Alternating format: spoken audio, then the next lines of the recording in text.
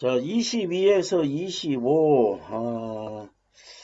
이거는 박완서의 그 여자네 집의 결론 부분인데요.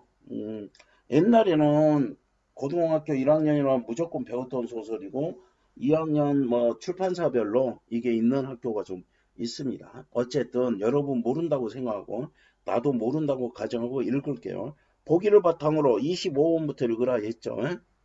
일제강점의 비극적 역사가 빚어낸 아픔을 나타내고 있다.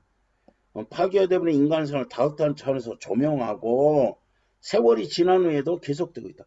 원래요, 일제강점의 역사나 이런 것들은요, 계속 세월이 지나도 그대로 이어져 옵니다. 6.25도 마찬가지고. 그때로 그냥 끝나는 게 아닙니다.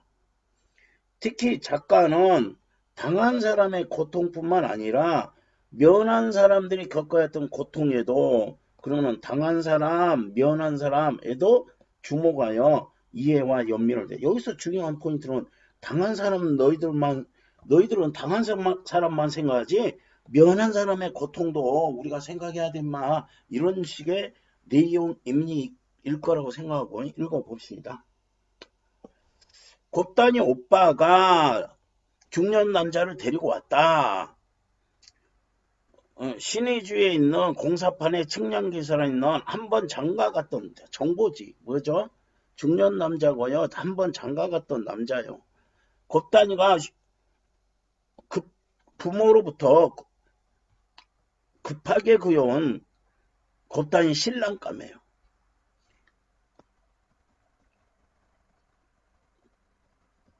이거는 좀 이야기하는데, 이제 곱단이하고 만드기가요, 원래 어렸을 때 둘이 사랑을 했어요. 근데 이거 이야기 할 수밖에 없네. 근데 이제 뭐예요? 곱단이는 뭐냐면은, 그 내용은 나오는데 징병에 끌려갑니다.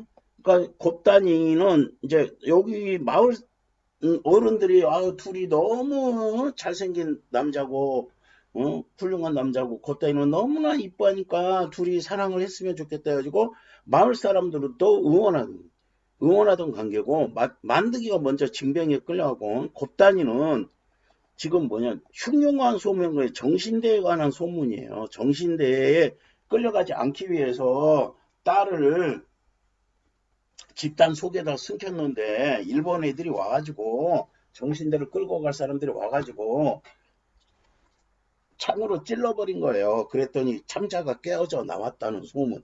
그게 흉흉한 소문입니다. 그럼 흉흉한 소문의 내용은 정신대 끌려가지 않으려고 피했다가 오히려 죽어버린 이야기란 말이야. 그럼 정신대 끌려가지 않으려면 뭐 해야 돼요? 시집을 보내야 돼. 그래서 어쩔 수 없이 이거 중늙은이 중년 남자하고 어디에 있는 신의주에 있는 중년 남자하고 억지로 결혼을 시켜버린 거예요. 곱단이 부모들도 어떻게 할 수도 없고 곱단이도 어떻게 할 수 없어요. 그래가지고 만드기가 돌아가지고 나중에 순애하고 결혼해가지고 너무 오랫동안 잘 살았는데 순애가 죽습니다. 순애는 항상 평생 곱단이를 질투를 해요. 왜냐하면 곱단이는 어디로 갔다고? 신의주로 가버렸잖아요.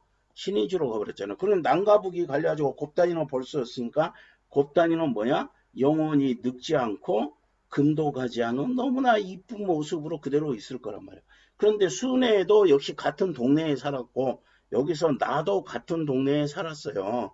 그런데 그러니까 곱단이하고 만드기 관계를 알고 있는 거야. 그러니까 순애는 항상 마음속에 곱단이를 질투하는 마음을 갖고 살다가 죽습니다. 자, 첫 장가든 부인이 아이를 못 낳아 내쳤어요. 그리고 새 장가 지금 드는 거예요. 그래서 아름다운 얼굴 안 보고요, 엉덩이만 유심히 보고 있어요. 그러니까 애를 잘 낳을 수 있나? 이거에만 관심이 있다는 겁니다. 아이를 잘 낳을 수 있을까? 고개를 갸우뚱 탐탁지 않아 있다. 그러나 워낙 총각이 시간 많은 시대였어요. 왜요? 이렇게 징병을 끌려가니까. 게다가 그 늙은 신랑감이 징용은 절로 면제돼요. 그러니까 번개불에 콩고 먹듯 제치 자리, 이거 두 번째 결혼한 자리로 가는 거다. 어떤 심정으로 혼사에 응했는지 알 길이 없다. 왜요? 1인칭 관찰자 시점입니다. 나가 있어요. 그러므로 1인칭 관찰자예요. 그럼 순애고 곱단이고 만드기 관계를 알고 있어요. 나도 역시 같은 동네에 살았고. 피를 보면 멀쩡한 사람도 헷가닥 가지고 가는 거야. 저 뭐야, 아까 정신대 안 끌려가려다가 어떻게 했다고? 집단에 섬겼다가 창자가 깨어져 나오는 소문. 피를 보면 헷가닥, 이제 그 내용입니다. 피문 소문도 마찬가지였다. 곱단이네 식구뿐 아니라 마을 사람들도 이성을 잃었다. 만드기 곱단이 연애를 어여삐 여기고 증이 된 마을 어른들도 이제 곱단이를 위해 할 수 있는 거는 일본군한테 내주지 않는 거다. 원래 마을 어른들이 뭐 했다 했어요? 둘이 사랑하는 걸 응원하고 그랬어요. 마스코트처럼 여겼어요. 그런데 일본군에 끌려가지 않으면은 차라리 저렇게라도 가야지. 이렇게 되는 거라고. 더군다나 곱단이 어머니는 피가 무서워 당모가지 하나 못 피는 착한 위인이에요. 그래가지고 그 소문에 우두망차를 했을 거다. 누가? 곱단이 엄마가. 우두망차는 뭐야? 정신이 얼떨떨하여 멍하니 있는 거. 시험 문제 잘 나옵니다. 곱단이는 언약을 저버리고 딴 데 시집가니 차라리 죽고 싶었을 거다. 그러나 그녀도 스스로 목숨을 끊을 만큼 모질지는 못해. 자살할 만큼 모질지는 못해요. 죽은 것과 마찬가지로 넋을 넣어보는 게 고작이었을 거다. 사흘 만에 신랑 따라 집을 떠나는 곱단이는 사자, 죽은 사람을 분당장 해놓은 것처럼 섬뜩하니 표정이 없었다. 그럼 원하지 않는 결혼이니까 그러죠. 자, 중략.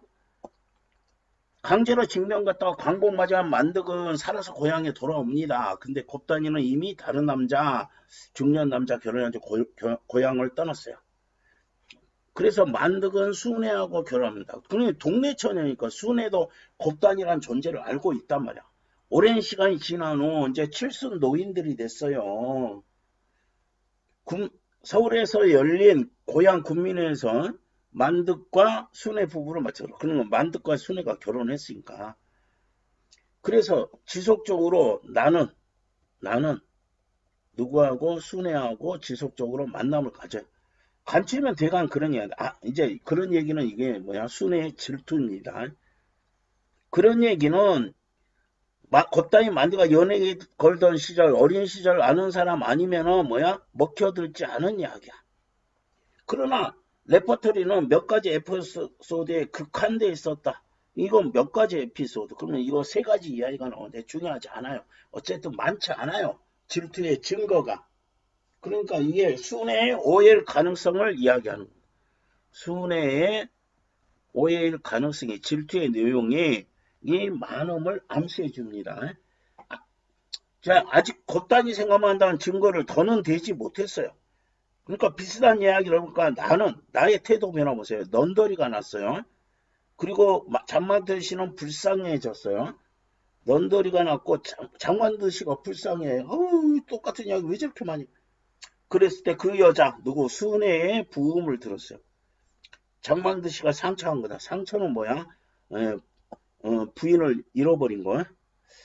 고혈압으로 복용하고 있었는데 쓰러지는 의식을 해보지 못한 사흘 만에 숨을 거뒀다 한다. 문상하고 보니까 영정사진 이게요. 이거 보고 뭐야? 섬뜩했어요. 이거를 보고서 이제 심리가요. 넌더리 넣었던 마음이 이제 뭐야? 순애를 불쌍하다고 여기는 계기가 되는 중요한 소재입니다. 영정사진은 뭐야? 내가 이제 죽었을 때 초상 치를 때 쓸 사진을 영정사진이라고 하는데 20대 후반 밖으로 안 보이는 사진이야. 젊은 사진을 영정사진으로 썼다는 거야. 요새 영정사진도 너무 늙은 거 보기 싫다고 늦기 전에 찍는다고 하지만 칠순 남편 이건 만득이지. 20대 사진 이게 영정사진이지. 이건 너무 우했다 싶었다. 웃기잖아. 그럼 이건 뭐냐면요. 곱단이를 의식해가지고 이렇게 젊은 사진을 쓴 거예요. 선생님이 너무 지금 해설을 많이 하는데 어쨌든요. 문상객이 눈치채고 어머니는 평소에도 늙어빠진 영정사진 쓰지 말라고 부탁하시더니 돌아간 후 보니까 직접 마련한 영정사진 젊은 사진이 있었다. 나도 모르게 그 여자의 젊었을 적과 곱단이의 젊었을 적을 비교했어요. 될 것도 아니었어요. 누가 더 이뻐? 곱단이가 내 상상 속의 곱단이는 더욱 여여해지고 그 여자 누구 순애예요. 그 여자가 자꾸 가르치는 지금 순애야.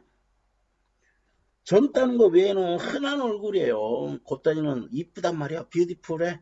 그리고 그제야 불쌍해졌어요. 아까 변화하는 거 뭐야? 넌덜이 났어요.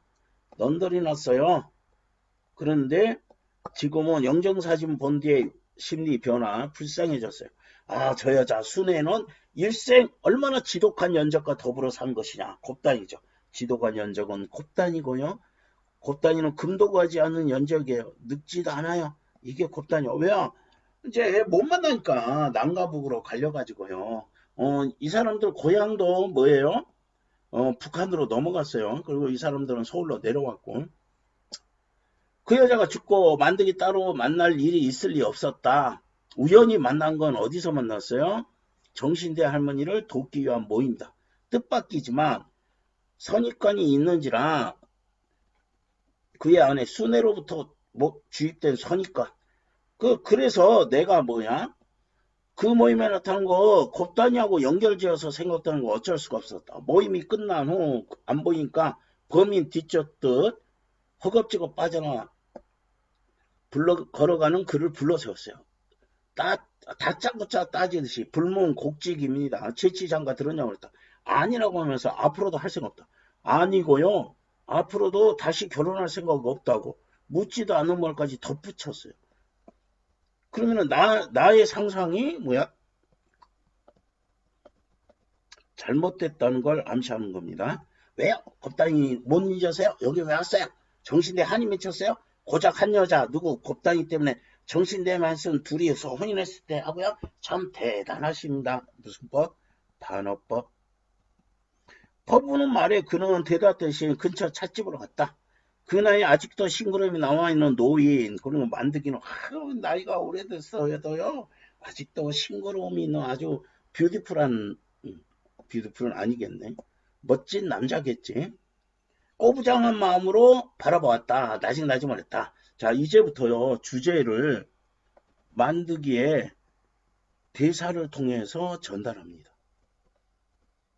아니다. 오해다. 잊지 못하는 건 순전히 집사람이 지어낸 생각이다. 얼굴도 생각 안 나요. 그 다음에 집사람이 계속 순애가 질투하는 마음에 계속 이뤄주지 않았다면 이름도 잊어버렸을 거다. 그런 이름은 안 잊었네. 그 정도로 나는 별로 곱다니를 그리워했다면 그거는 뭐다? 곱다니를 그리워했다면 젊은 날의 향수다. 고향에서 보낸 젊은 날을 그리워하는 것도 죄가 됩니까? 그러면 뭐야? 이게요, 내가 그리운 거는, 그리움의 대상은 곱다니가 아니라 고향이지, 젊은 날이지, 젊은 날, 고향에서의 젊은 날, 곱다니가 아니라 요거라는 소리예요. 내가 유람선상, 이게 뭐냐면은, 곱다니가 오해한 건데, 신의주 쪽을 바라보면서 울었다! 이거야. 곱다니 생각이 울었다 하고 순애의 오해입니다. 운 것도 저게 북한타니까. 이렇게 지척인데 내 나라에서 왜 이렇게 멀었을까? 그게 서러웠다. 눈물이 복받친 거지. 신의주, 순애가 있는 신의주라는 건 중요하지 않았어요. 오늘 여기 온 것도 어디 정신대 할머니 돕는 행사죠. 여기 위에. 이런 것들 놓치지 않아야 됩니다. 정신대 할머니를 돕기 위한 모임, 이런 거 놓치면 안 돼. 여기에 온 것도 정신대 할머니 돕기 위한 것도 우연히 일본 잡지에서 정신대 문체를 대수롭지 않게 하는 일본 사람들의 생각을 읽고 분통이 터졌다. 강제였다. 지금도 이렇게 주장합니다. 강제였다는 증거 있어? 수적으로 너무 부풀려 말해.